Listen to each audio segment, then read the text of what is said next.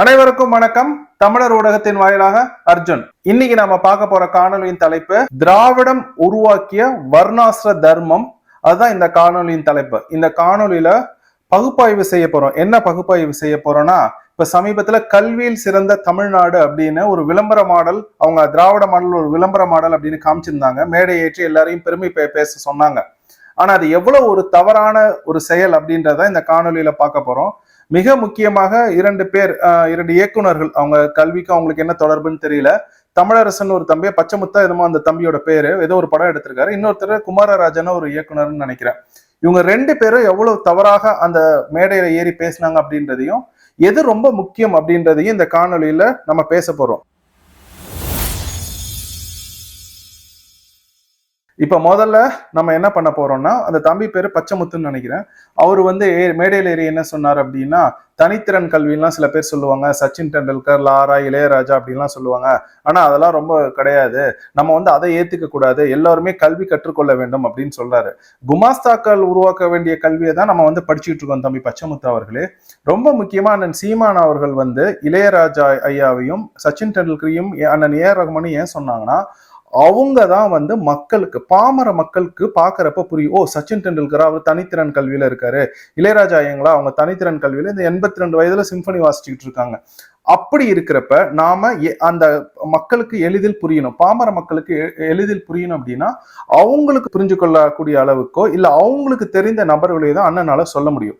இதுல ரொம்ப முக்கியமா இளையராஜா அவர்கள் தன்னுடைய 82வது வயதுல சிம்பனிக்கு போயிருக்காங்க. அவங்க சிம்பனி ஒண்ணு முடிக்கவும் செஞ்சுட்டாங்க. இதுல ரொம்ப நுட்பமா பாக்குறவங்க என்ன அப்படின்னா, இளையராஜா அவங்க ஒரு மேடையில நான் உட்காந்து ஒரு ஓரத்துல அதை கேட்டுக்கிட்டு இருந்தேன். ஐயா பேசினது. ஐயா என்ன சொல்லியிருந்தாங்க அப்படின்னா, சிறு வயதுல அந்த ஹார்மோனிய பெட்டி ஐயா ஒண்ணு வச்சிருப்பாங்க. இந்த ஹார்மோனிய பெட்டியை வாசிச்சுக்கிட்டே இருப்பேன். தூங்குற நேரத்துல கூட என் கை அந்த இதுல ஹார்மோனிய பெட்டியில இது பண்ணிக்கிட்டு இருக்கும். அதுதான் எனக்கு இந்த இசையை கொண்டு வந்துச்சு அப்படின்னு அவங்க சொல்றாங்க. அப்ப ஒரு மனிதன் ஒரே ஒரு துறையை எடுத்துக்கிட்டு அதுல தொடர்ச்சியா பயிற்சி பெறப்ப எவ்வளவு பெரிய ஒரு உயரத்துக்கு போக முடியும் அப்படின்றது நம்மளுக்கு தெரியுது. அப்ப தமிழர்களின் பெருமையா இளையராஜா இந்த வேலையை செய்யறாங்க. ஆனா சீமானனை இதை சான்றுகளை எடுத்து சொல்றது எதுக்குன்னா, பாமர மக்கள் புரிந்து கொள்வதற்காக. உடனே தம்பி பச்சைமுத்து என்ன பண்ணிட்டாரு, எக்ஸப்ஷன்ஸ் வர முடியுமா அப்படி இப்படின்னு அவருக்கு தெரிஞ்ச ஆங்கிலத்துல சொன்னார். நான் தவறா சொல்லல அவரை, எனக்குமே எல்லாம் தெரியாது. ஆனா நாம பயன்படுத்த நிறைய பொருட்கள், நிறைய இணையதள வசதிகள் இதெல்லாம் தனித்திறன் கல்வியினாலதான் உருவானது. அது நம்மளுக்கு தெரியாது. அவங்க யார் யார் அப்படின்றத இப்போ ஒரு பாமர மக்களா இல்லாம, சாதாரணமா பாமர மக்களா இல்லாம எல்லோருக்கும் புரிந்து கொள்ளக்கூடிய அளவுக்கு பாமர மக்களுக்கு சொல்ற சான்றுகள் இல்லாம முக்கியமான சான்றுகள் 3 எடுத்து நான் சொல்ல போறேன். அதுல முதல்ல நம்ம எடுத்துக்க போறது என்ன அப்படின்னா, நாம பயன்படுத்துற இந்த கூகுள் அப்படின்ற வலைத்தளம். இப்ப இந்த கூகுள் வலைத்தளத்தை உலகம் முழுக்க எல்லாரும் பயன்படுத்துறாங்க. வயது பேதம் எந்த பேதமும் இல்லாம கூகுள் தான் போய் தேடுவாங்க இல்லையா? இப்ப இந்த கூகுள்ல உருவாக்குனதுல சர்ஜி பிரின் ஒருத்தர், லாரி பேஜ் அப்படின்னு இவங்க 2 பேரும் தான் ஸ்டான்ஃபர்ட்ல முனைவர் பட்டம், கணினியில முனைவர் பட்டத்துக்கு படிச்சுட்டு இருந்தப்ப இவங்க இதை உருவாக்குறாங்க, இந்த தேடுகின்ற இந்த வலைத்தளத்துல. இதுல நம்ம ஒருத்தவர் எடுத்துக்க போறோம், லாரி பேஜ் அப்படின்றத மட்டும் எடுத்துப்போம். இந்த லாரி பேஜ் எப்படி இதை உருவாக்குறாரு அப்படின்றதுக்கு நாம இவரோட சிறு வயதை போய் தான் நம்ம பார்க்கணும். ஏன்னா குழந்தைகள் வளர்ப்பில் தான் இதெல்லாம் நடக்குது. இப்ப லாரி பேஜ் ஒரு யூதர். அவரு 6 வயதுலேயே அவங்க அப்பா அவருக்கு ஒரு கணினி ஒன்றும் வாங்கி தராங்க. அந்த கணினியை பார்த்தோன்னா லாரி பேஜுக்கு ரொம்ப பிடிச்சி போயிடுது. அந்த கணினிலேயே தன்னுடைய நேரத்தை செலவு பண்றது, அந்த கணினி பற்றி எல்லாத்தையும் படிக்கிறது. அவர் என்ன பண்றாரு, வீட்டு பாடம் கொடுக்குறாங்க அவருக்கு 1970கள் இறுதியில. அப்பவே லாரி பேஜ், அதாவது கூகுளை உருவாக்கிய அந்த லாரி பேஜ் என்ன பண்றாருன்னா, தன்னுடைய வீட்டு பாடத்தையே கணினி மூலம் செஞ்சு, வேர்ட் ப்ராசஸ்ல செஞ்சு கொண்டு போய் கொடுக்குறாரு. அப்ப எதனால அவருக்கு இந்த ஒரு ஆர்வம் வந்துச்சு அப்படின்னு பாத்தீங்கன்னா, அவருக்கு ஒரு தனித்திறன் இருக்கு. அது என்னத்துலன்னா கணினி மேல இருக்கு. அப்ப இதுவுமே ஒரு தனித்திறன் கல்விதான். அப்ப அவர் என்ன பண்றாரு, கணினியில நல்லா பயிற்சி பெறாரு, கணினியை பத்தி நல்லா தெரிஞ்சுக்கிறாரு. அவர் MS in computer science engineering பொறியியல்ல எம்எஸ் ஸ்டான்ஃபர்ட்லயும் கணினியில தான் பண்றாரு. முனைவர் பட்டம் பிஹெச்டி அதுவும் கணினியில தான் பண்றாரு. அப்பதான் அவர் சர்ஜி பிரின்னோட சேர்ந்து இந்த கூகுள் அப்படின்ற இந்த தேடுகின்ற வலைத்தளத்தை உருவாக்குறாரு. அப்ப நாம கூகுளை பயன்படுத்துறோம். ஆனா கூகுளுக்கு பின்னாடி இருக்கிறவங்க யாரு, அவங்க எப்படி இங்க வந்தாங்க அப்படின்றத தேட விட்டுறோம். அப்படி பாத்தீங்கன்னா இந்த கூகுள் வலைத்தளம் உருவானது தனித்திறன் கல்வியினாலதான். இது முதல் சான்று. இரண்டாவது சான்று, நம்ம அதிகமா பயன்படுத்துகின்ற ஐபோன். இந்த ஐபோன் அப்படின்னு சொன்னாலே ஆப்பிள்ன்ற நிறுவனம் வந்தாலே நம்ம எல்லாருக்கும் முதல்ல நினைவுக்கு வருது ஸ்டீவ் ஜாப்ஸ் அப்படின்றவர் தான். ஆனா உண்மையை சொல்ல போனா ஸ்டீவ் ஜாப்ஸ் வந்து அந்த நிறுவனத்தோட வணிகத்தை தான் பார்த்துக்கிட்டாரு. ப்ராடக்டை வந்து ஒருத்தவங்க உருவாக்கி கொடுத்தாங்கன்னா அதை எப்படி விற்கணும், அதை எப்படி மக்கள் கிட்ட கொண்டு போய் சேர்க்கணும், அதை எப்படி மேம்படுத்தணும் அப்படின்னு தான் பார்த்துக்கிட்டாரு. ஆனா இன்னொருத்தர் முக்கியமான ஒருத்தர் இருக்கார். அவர் யார் தெரியுமா? ஸ்டீவ் வாஸ்னியாக் அப்படின்றது. ஸ்டீவ் வாஸ்னியாக் தான் இந்த பொருட்கள் எல்லாம் உருவாக்கவே செய்யறாரு. இப்ப இந்த ஸ்டீவ் வாஸ்னியாக்கை பத்தி நிறைய பேருக்கு தெரியாது. ஆனா ஆப்பிள் அப்படின்ற நிறுவனம் உருவானப்ப ஸ்டீவ் ஜாப்ஸ், ஸ்டீவ் வாஸ்னியாக் இவங்க 2 பேரும் தான் இருந்து உருவாக்குனாங்க. ஆனா ஸ்டீவ் ஜாப்ஸ் ஏன் முன்னாடி வந்தாருன்னா, அவர் இந்த வணிகம் சம்பந்தமா எல்லாத்தையும் பண்ணாரு, அதனால அவர் முன்னாடி வந்தார். ஆனா உண்மையிலேயே பாத்தீங்கன்னா ஆப்பிள் இந்த மேக் அப்படின்ற முதல்ல மேக் உருவானது, இதற்கான மதர் போர்டை உருவாக்குனது 1970களிலேயே. இதெல்லாம் யாருன்னு பாத்தீங்கன்னா ஸ்டீவ் வாஸ்னியாக் அப்படின்றதான். ஸ்டீவ் ஜாப்ஸ் மறைஞ்சிட்டாரு, ஆனா ஸ்டீவ் வாஸ்னியாக் இன்னமும் இருக்காரு. அவரை போய் பாத்தீங்க அப்படின்னா அவரோட வாழ்க்கை வரலாறு நீங்க பாக்குறப்ப அவருமே தனித்திறன்ல தான் வராரு. அவர் என்ன அப்படின்னா இந்த எலக்ட்ரானிக்ஸ் தொழில்நுட்பம் இருக்குல்ல, சின்ன சின்ன சிப்பு அதெல்லாம் பார்த்தாலே அவருக்கு வந்து ரொம்ப சிறு வயதுல இருந்தே ஆர்வமா இருக்கு. அவர் என்ன பண்றாருன்னா சிறு வயதுலேயே அதெல்லாம் எடுத்து பிரிச்சு போட்டுருவார். பிரிச்சு போட்டுட்டு எல்லாத்தையும் சேர்ப்பார், புதுசா எதையாச்சும் உருவாக்கார். இந்த மாதிரி நிறைய விஷயங்கள் அவர் சிறு வயதிலேயே இந்த எலக்ட்ரானிக்ஸ் தனித்திறனால அவர் என்ன பண்றாருன்னா உருவாக்கி அதை விற்கவும் செய்யறாரு. அப்படி அவர் விற்கிறப்ப ஸ்டீவ் ஜாப்ஸோட ஒரு அறிமுகம் கிடைக்குது. அப்ப ஸ்டீவ் ஜாப்ஸ்க்கு ஆப்பிள் கம்ப்யூட்டரை வந்து மேக்குக்கான முதல் இதை வந்து ஸ்டீவ் வாஸ்னியாக் தான் உருவாக்குறாரு. அதை பார்த்தோன்னே தான் ஸ்டீவ் ஜாப்ஸுக்கு தோணுது, இப்ப இதை வந்து நம்ம எல்லோரோட வீட்டுக்கு கொண்டு போய் சேர்க்கணும் மடிக்கணினி அப்படின்னு சொல்லி தான் அவங்க ஆப்பிள் அப்படின்ற அந்த நிறுவனத்தை உருவாக்குறாங்க. அப்ப நம்ம ஐபோன் இப்ப வச்சிருக்கோம் ஆப்பிள், அதை பயன்படுத்துறோம். ஆனா அதற்கான வரலாறு, அதற்கான பின்புலம், அது யார் மூலமா வந்தது அப்படின்னு நம்மளுக்கு தெரியல. நீங்களும் ஐபோன் வச்சிருப்பீங்கன்னு நினைக்கிறேன், மேக் எல்லாம் உருவாக்கி பயன்படுத்திருப்பீங்கன்னு நினைக்கிறேன். அப்ப இது எல்லாம் நம்மளால எப்படி பயன்படுத்த முடிஞ்சுன்னா தம்பி பச்சைமுத்து, அது தனித்திறன் கல்வி அப்படின்றதுனால. இப்ப நான் சொன்ன கூகுள் சொன்னல, கூகுள் தான் யூடியூபே வச்சிருக்கு. உங்களோட காணொலிகளை எல்லாரும் உலகம் முழுக்க பாக்குறாங்கன்னா அதுவும் கூகுளோட நிறுவனத்தால் லாரி பேஜ்னாலதான், தனித்திறன் கல்வினாலதான் அப்படின்னு நம்ம மறந்துடக்கூடாது. சரி, இப்ப உங்களோட காணொலியில ஃபேஸ்புக் முகநூல் மூலமா சில பேர் பாக்குறாங்க அப்படின்னா அதுக்கு என்ன காரணம்னா, ஃபேஸ்புக் அப்படின்றது மார்க் ஜக்கர்பர்க் அப்படின்னு ஒருத்தர், அவரும் ஒரு யூதர். அவரும் வந்து சிறு வயதிலே அவங்க அப்பா வந்து கணினியை கொடுத்தோன்னு கணினியில தனித்திறன் அவருக்கு. அவரு என்ன பண்ணுவார் அப்படின்னா, அவரோட வீட்டுக்கு குழந்தைகள் வந்து விளையாடுறாங்கன்னா அவரோட சிறு வயதுல தன் வயதை ஒற்றிய குழந்தைகளோட விளையாடுறப்ப அவங்க என்ன விளையாடுறாங்கன்னு பார்த்துட்டு கணினியில அதை கம்ப்யூட்டர் கேமா அவர் வந்து உருவாக்க முயற்சி செய்வாராம். அப்ப சிறு வயதுல இருந்தே கணினி கணினி கணினி கணினின்னு தான் அவருக்கு வருது.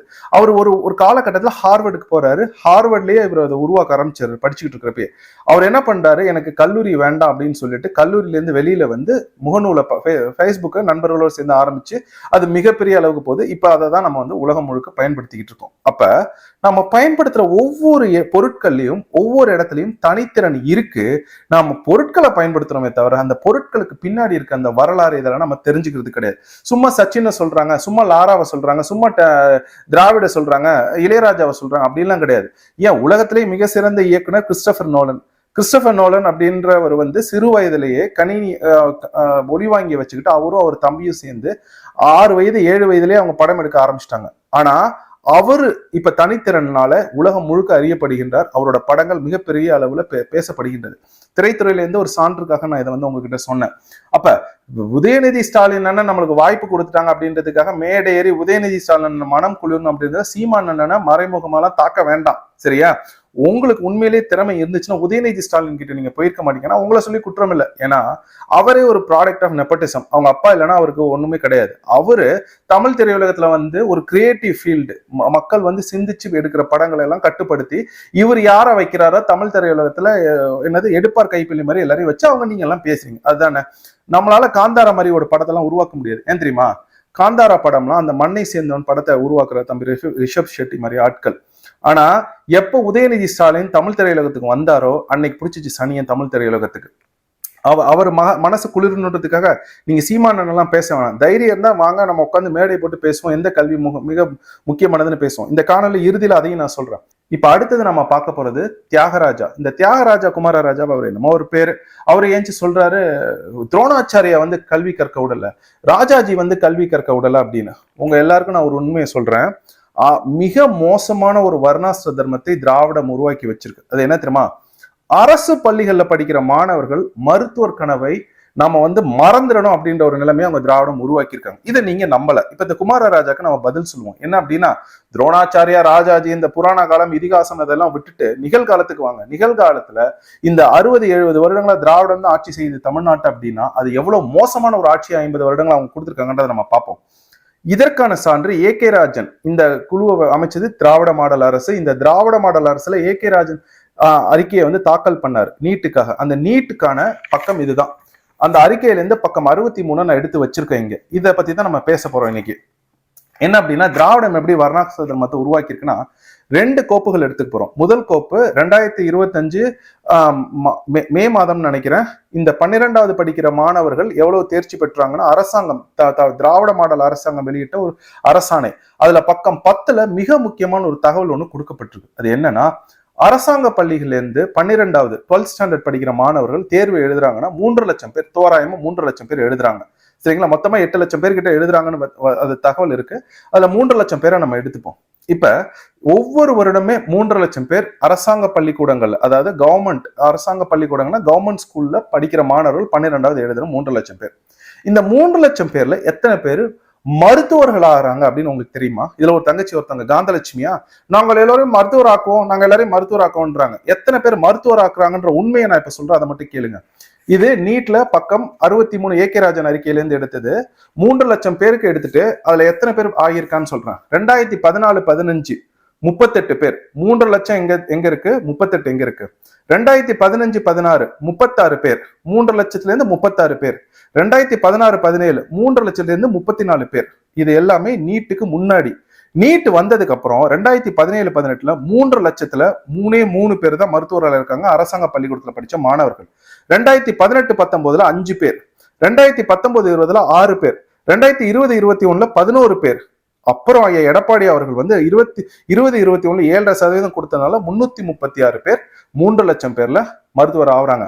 இப்ப இந்த 7.5% கொடுக்கலன்னு வச்சுங்களேன், எத்தனை சதவீதம் நினைச்சு பாருங்க. 3 லட்சத்துல 36ன்றதுலாம் புள்ளி சுழியும் போகும்.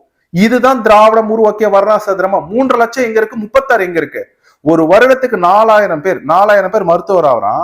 அதுல வெறும் 36 பேர் தான் அரசாங்க பள்ளிக்கூடத்துல படிக்கிறானா, மீதி எல்லாம் தனியார் பள்ளியில படிச்சு வர மாணவர்னா, அப்ப தனியார் பள்ளி தானே தரமா இருக்கு, அரசாங்க பள்ளியில தரம் இல்லைன்னு தானே அர்த்தம். இது திராவிட மாடல் உருவாக்கிய வர்ணாசிரமமா இல்லையா? ஆந்திரா காட்டுல தமிழனை சுட்டு கொண்டாங்களா சந்திரபாபு நாயுடுவும் கருணாநிதி குடும்பமும் சேர்ந்து. இப்ப எங்க அப்பாவை சுட்டு கொண்டுட்டாங்க. எங்க அம்மா வந்து 10 பத்தம் தைச்சுக்கிட்டு இருக்காங்க. நான் அரசாங்க பள்ளியில படிக்கிறேன். நான் எப்படி மருத்துவர் ஆகுறது? என்னோட மருத்துவ கனவு எப்படி சரியா வரும்?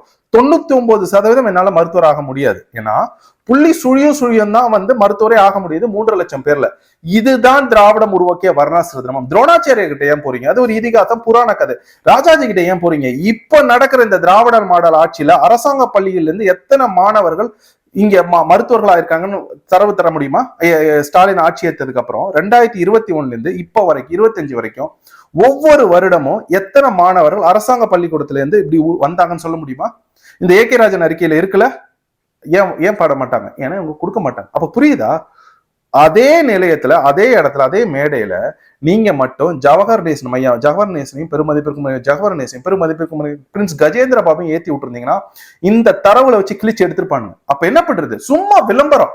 ஒரு பொருள் ஒண்ணு இருக்கு, மிக தரமற்ற ஒரு பொருள், விளம்பரம் வாங்கி பயன்படுத்துற 2 நாள்ல உடஞ்சிடுது. எப்படி திட்டுவோமோ அதை விட மோசமா இந்த திராவிட மாடல் ஆட்சி திட்டணும். அப்ப தனியார் பள்ளிக்கு போடுற மாணவர்கள் மருத்துவத்துக்கு போறதுக்கு நீங்க எதுக்கு விழா கொண்டாடுறீங்க? இப்ப பாத்துக்க, இதுதான் தமிழ்நாட்டில் கல்வியின் லட்சணம். இததான் இவங்க வந்து கல்வியில் சிறந்த தமிழ்நாடு அப்படின்னு ஒரு ஏமாற்று வேலையை பண்ணிக்கிட்டு இருக்காங்க. அப்ப உங்களுக்கு புரியுதுன்னு நான் நினைக்கிறேன். இப்ப வாங்க, இதுல ஒரு சில பேர் வந்து சொல்றாங்க கல்வி வந்து நம்மளை வந்து உயர்த்தும். தவறு, இதே கிடையாது. என்னென்ப ஏனை எழுத்தினம்ப இவரெண்டும் கண்ணென்ப வாழும் உயிர்க்கு அப்படின்னு நம்ம வள்ளுவர் பாட்டன் பாடுறாரு. இப்ப எனக்கு என்ன புரியல அப்படின்னா, லிங்க்டின் அப்படின்னு ஒரு நிறுவனம் இருக்கு இங்க அமெரிக்கால. இங்கதான் வந்து வேலைகள்லாம் போடுற நிறுவனம். அந்த நிறுவனத்தின் சிஇஓவே சொல்றாரு, இனிமேல காலேஜ் இதெல்லாம் டிகிரி எல்லாம் வேஸ்ட். ஏன்னா ஏஐ வந்து எல்லா வேலைகளையும் எடுத்துக்கொள்ளுது. அப்ப ஏன் எல்லா வேலையும் எடுத்துக்குதுன்னா நாம என்ன பண்ண போறோம் அப்படின்ற ஒரு கேள்வி வருது. இங்குதான் தனித்திறன் தேவைப்படுகின்றது. மரபணு ரீதியான சிந்தனை நம்மளை வந்து காப்பாற்றும். ரொம்ப முக்கியமா படிச்சுட்டீங்க, அமெரிக்கால நிறைய பேருக்கு, அதுவும் கல்லூரி முடிச்சு வந்தவங்களுக்கு நிறைய பேருக்கு வேலை இல்லை. ஏன்னா அவங்க வேலையெல்லாம் ஏஐ எடுத்துக்கிச்சு. அப்ப இதையெல்லாம் மாற்றி அமைக்கணும் அப்படின்னா நாம நம்மளோட வேர்களுக்கு போக வேண்டும். நம்மளோட இயற்கை வளங்களை பாதுகாக்க வேண்டும். நம்ம வந்து மரபணு ரீதியான சிந்தனைகளை கொண்டு வர வேண்டும். நாம பட்டுப்பூச்சி வளர்த்தல், ஆடு மாடு வளர்த்தல், தேனீக்கள் வளர்த்தல், மீன் பிடிக்கிறது, இந்த மாதிரி வேலைகள்லாம் நிறைய தேவைப்படும். ஏன்னா யாருக்கும் வேலை இருக்காது, எல்லா வேலையும் ஏஐ செய்ய ஆரம்பிச்சிருச்சு. இப்போ உலகத்துல நம்ம கோட் அடிக்கிறதுக்காக அமெரிக்கா வரோம், கோடையே ஏஐ அடிச்சு கொடுத்துரும். அப்ப கல்லூரி பொறியியல் படிக்கிறவன் என்ன பண்ணுவான்? இதையெல்லாம் சிந்திக்கணும். இதுதான் சீமானிசம் அப்படின்னு நான் சொன்னேன். ஏன்னா நாம நம்மளோட வேரை மறந்துடக்கூடாது. என்னைக்குமே நம்ம இன்னொரு நாடை நம்பி இருக்கிறோம்னா அங்க தேவைகள் இல்லைன்னா நம்ம என்ன பண்ணுவோம்? அப்ப நம் நாட்டை நாம் நம்பி இருக்க வேண்டும் அப்படின்னு தான் சீமான் அவங்க சொல்றாங்க. அப்ப அந்த சீமானிசம் கொள்கையை பேசுறப்ப சில பேருக்கு எரிச்சல் வருது. இப்ப நம்ம அண்ணன்க சில பேரு இதுல ஏறி மேடையில ஏறி சில விஷயங்கள் பேசினாங்க. எனக்கு அதுல எப்படி அதை என்ன சொல்றதுன்னு எனக்கு தெரியல. நான் நம்ம அண்ணன்களை குறை சொல்ல போறது. ஏன்னா அவங்க மேடை ஏத்துனதே நம்மளை ஏதாச்சும் விமர்சனம் செய்வோம், நம்ம அதை வச்சு சிக்கல் உண்டாக்கலாம் அப்படின்னு திராவிட திருவள்ளுவர்கள் நினைச்சிருப்பாங்க. நான் இப்ப ஒரு உண்மையை ஒன்று சொல்றேன். இது நீங்க நம்புறீங்க நம்பல, நீங்க சீமான் அண்ணன்ட்டு விசாரிச்சுக்கலாம். இந்த 6 வருடங்களா நான் தமிழர் ஊடகம் நடத்துறேன். இந்த 6 வருடங்கள் நான் தமிழர் ஊடகம் நடத்துறப்ப என்னோட வலையொலியை யார் யார் பார்க்கறான்றதே எனக்கு தெரியாது. இன்னைய வரைக்கும் எனக்கு அது தெரியாது. இது வரைக்கும் தமிழ்நாட்டுல நான் பேசிய ஒரே ஒரு அரசியல் தலைவர், இந்த 10 வருடங்கள் என்னோட அரசியல் வாழ்க்கையில நான் பேசிய ஒரே ஒரு அரசியல் தலைவர் சீமான் அண்ணன் மட்டும்தான். அது அண்ணனுக்கும் தெரியும். வேற எந்த அரசியல் தலைவர்கிட்டையும் நான் பேசினது கிடையாது. என் காணொலியை யார் பாக்குறானோ எனக்கு தெரியாது. என் காணொலியே உங்களுக்கு தெரிஞ்சிருக்கலாம், அர்ஜுனோட காணொலியை இவங்க பாக்குறாங்க, தமிழர் ஊடகத்தை இவங்க பாக்குறாங்க, எனக்கு தெரியாது. போன வருடம் ஒரு நிகழ்வு நடந்துச்சு, அதை வச்சுதான் என்னாலே கணிக்க முடிஞ்சு, சரி இவங்கெல்லாம் நம்ம காணொலிகளை பாக்குறாங்க அப்படின்ட்டு. அதுக்கு முன்னாடி வரைக்கும் எனக்கு ஒண்ணுமே தெரியாது. இப்பயுமே எனக்கு தெரியாது யார் யார் என் காணொலிகளை பாக்குறாங்க அப்படின்னு. தமிழர் ஊடகம் மூலமாக சில பேர் நம்ம பேசுறத திரும்ப பேசுறப்பதான் நம்மளுக்கு தெரியுது, ஓ இவங்க நம்ம காணொலிகளை பாக்குறாங்க அப்படின்ட்டு. அப்ப நீங்க ஏதோ நான் எல்லாத்தையும் பேசுற மாதிரியும் எல்லாரோடையும் தொடர்புல இருக்க மாதிரிலாம் நினைக்காதீங்க. நான் யார்ட்டையும் பேசினதே கிடையாது. சத்தியபூர்வமான உண்மை. நீங்க சீமானன் போய் கேட்டாலும் ஆமா அவனுக்கு எதுவும் தெரியாது, அவன் காணொலி யார் பாக்குற, என்ன நடக்குதுன்னு அவனுக்கு தெரியாதுன்னு அண்ணன் சொல்லுவாங்க. நீங்க வேணா போய் கேட்டு பாருங்க அண்ணன் கிட்ட. அப்படி இருக்கிறப்ப எனக்கு ஒரு கேள்வி வருது. என்ன அப்படின்னா, இன்னும் எத்தனை வருஷத்துக்கு இந்த பார்ப்பன பூச்சண்டி நீங்க நம்ம அண்ணன்கள்லாம் நம்ப போறீங்க? இப்ப 2 ஸ்கூல் ஆஃப் தாட் இருக்கு. ஒன்னு தமிழ் ஸ்கூல் ஆஃப் தாட், இன்னொரு சான்ஸ்கிரிட் ஸ்கூல் ஆஃப் தாட். இப்ப தமிழ் மொழியில் வைத்து தமிழ் தேசியம் நம்ம வளர்றோம், அவங்க சமஸ்கிருதத்தை வச்சு வளர்றாங்க. இப்ப நம்ம தமிழ் மொழியை வச்சு வளர்றதுனால நம்ம சமஸ்கிருதம் பேசுறவங்களையும் அது அவங்க மேட்டுமை அப்படின்னு நினைக்கிறதையும் நம்ம தவறுன்னு சொல்ல முடியாது. அவங்க ஸ்கூல் ஆஃப் தாட் அது, அவ்வளவுதான். நாம அவங்களோட உட்கார்ந்து தர்க்கம் பண்ணும். இதற்கு மிக சிறந்த சான்று சங்கராச்சாரியார் போய் வள்ளல் பெருமானை பாக்குறாங்க. வள்ளல் பெருமான் தமிழர் அப்படின்னு தமிழ் மொழியில இருப்பாங்க. சங்கராச்சாரியார்கள் சமஸ்கிருதத்துக்கு தான் முக்கியத்துவம் தருவாங்க, வர்ண வேதத்தை ஏற்றுக்கொள்பவர்கள். சங்கராச்சாரியார் போய் இவரு வள்ளல் பெருமானை பார்த்து பேசுறப்ப சொல்றாங்க, நான் என்ன சொல்றேன்னா சமஸ்கிருதம் தான் தாய்மொழி எல்லா மொழிகளுக்கும் அப்படின்றாங்க. வள்ளல் பெருமான் அதுக்கு சொல்றாங்க, ஆமா ஆனா தமிழ் தான் தந்தை மொழி அப்படின்றாங்க. ஏன்னா உயிர் கொடுப்பவன் தந்தை. அப்ப உயிரை கொடுப்பவன் தந்தைனா உலக மொழிகளுக்கெல்லாம் உயிர் கொடுத்து தமிழ் மொழின்னு சொல்றாங்க. அப்ப அந்த தர்க்க அறிவை தான் நம்ம வளர்த்துக்கணும். அதை விட்டுட்டு ஒருத்தர் தீண்டாமை கொடுமைக்கெல்லாம் நம்ம என்னைக்குமே உள்ளாக்க கூடாது. அது யாராக இருந்தாலும் நாம் தீண்டாமை கொடுமைக்கு உள்ளாக்கூடாது. ஏன்னா நான் தீண்டாமை கொடுமைக்கு உள்ளாகிறப்ப நான் வேற யாரையும் ஆக்கக்கூடாதுன்னு நான் நினைக்கிறேன். அதுதான் உண்மையை தவிர இந்த ஊடகம் மூலமா பேசுறதை தவிர வேற தனிப்பட்ட முறையில நான் யார்ட்டையும் பேசுனதே கிடையாது. அவங்களும் என்கிட்ட பேச மாட்டாங்க.